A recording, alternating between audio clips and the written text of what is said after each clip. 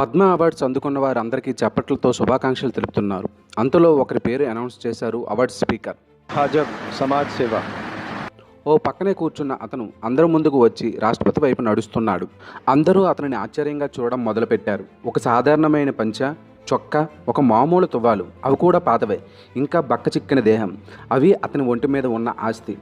ఆపదలో ఉన్నవారికి, సహాయం కోరేవారికి చేయూతనివ్వడానికి మన దగ్గర ఎనలేని సంపద ఉండాల్సిన అవసరం లేదు.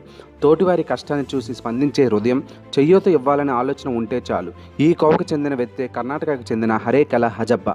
రెక్కాడితే గానీ డొక్కాడిని స్థితిలో ఉన్న హజప్ప రోజంతా కష్టపడి కమలాపళ్ళు అమ్ముకుంటే కానీ 5,000 నోటులోకి వెళ్ళవు. ఉండడానికి సొంత ఇల్లు కూడా లేదు. ఒకరోజు ఫారెన్ దంపతులు హజప్ప దగ్గరికి వచ్చి కిలో కమలాలు ఎంత అని అడిగారు. హజప్పకు స్థానికంగా కన్నడ, తన మాతృభాష అయినటువంటి ఉర్దూ తప్ప మరొక భాష రాదు. ఆ దంపతులు హజబ్బాను చూసి ఎగతాళిగా చూసి నవ్వుకుంటూ వెళ్ళిపోయారు. ఆ రోజు జరిగిన సంఘటన హజబ్బాను ఎంతగానో కృంగదీసింది. తనకు ఇంగ్లీష్ రాకపోవడం వల్లే ఇలాంటి అవమానాలు పొందాల్సి వచ్చిందని భావించాడు హజప్ప. తన గ్రామంలో పిల్లలు ఇలాంటి అవమానాలు జరగకుండా ఉండాలి అంటే ఇంగ్లీష్ రావాలి అనుకున్నాడు. కానీ తన గ్రామంలో స్కూలు లేకపోవడం, అయితే నాతో ఏమవుతుందిలే అని బెదరకుండా, వెనకడుగు వెయ్యకుండా అతను కష్టపడ్డ ప్రతిరోజు తన కష్టంలో కొంత సొమ్మును పొదుపు చేసి సొంతంగా ఒక భూమిని కొనుగోలు చేశాడు. అతను చేస్తున్న ఈ పనిని గమనించిన కొంతమంది అవమానించిన వారే తప్ప ఎవరూ కూడా సాయం చేసిన వారు లేరు. ఒక్క చెయ్యి కూడా తన చేతిలో చేయి వేయలేకపోయింది. ఎన్నో అడ్డంకులు, అవమానాలు ఎదుర్కొన్నాడు. వాటిని అన్నింటినీ ఎదుర్కొని తన సంకల్పంతో ముందుకు సాగాడు. ప్రభుత్వం దగ్గరికి వెళ్ళాడు, అధికారులను కలిశాడు, దాతలను వేడుకున్నాడు. అలా అందరి సహాయంతో మొత్తానికి అనుకున్నది సాధించాడు. 1999 జూన్లో తన కలను నిజం చేసుకున్నాడు. పాఠశాలను నిర్మించాడు. అయినా అక్కడతో ఆగలేదు హజప్ప.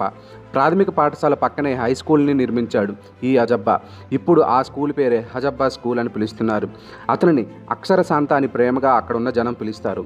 ఈ పనికి గాను, అతను చేసిన ఈ కృషికి గాను భారత ప్రభుత్వం అతన్ని పద్మశ్రీతో పురస్కరించింది. ఫ్రెండ్స్, ఈ వీడియో మీకు నచ్చినట్లయితే లైక్ చేయండి, షేర్ చేయండి, సబ్స్క్రైబ్ చేయండి. మీ అభిప్రాయాన్ని కామెంట్ చేయండి. Thank you for watching. Padma awards అందుకున్న వారందరికీ చప్పట్లతో శుభాకాంక్షలు తెలుపుతున్నారు. అంతలో ఒకరి పేరు అనౌన్స్ చేశారు అవార్డ్ స్పీకర్. హాజబ్ సమాజ్ సేవ. ఓ పక్కనే కూర్చున్న అతను అందరి ముందుకు వచ్చి రాష్ట్రపతి వైపు నడుస్తున్నాడు.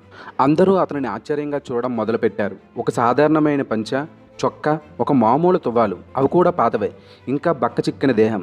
అవి అతని ఒంటి మీద ఉన్న ఆస్తి. ఆపదలో ఉన్నవారికి, సహాయం కోరేవారికి చేయూతనివ్వడానికి మన దగ్గర ఎనలేని సంపద ఉండాల్సిన అవసరం లేదు. తోటివారి కష్టాన్ని చూసి స్పందించే హృదయం, చేయూత ఇవ్వాలనే ఆలోచన ఉంటే చాలు. ఈ కోవకు చెందిన వ్యక్తే కర్ణాటకకు చెందిన హరేకల హజప్ప. రెక్కాడితే గానీ డొక్కాడిని స్థితిలో ఉన్న హజప్ప రోజంతా కష్టపడి కమలాపళ్ళు అమ్ముకుంటే కానీ 5,000 నోటులోకి వెళ్ళవు. ఉండడానికి సొంత ఇల్లు కూడా లేదు. ఒకరోజు ఫారెన్ దంపతులు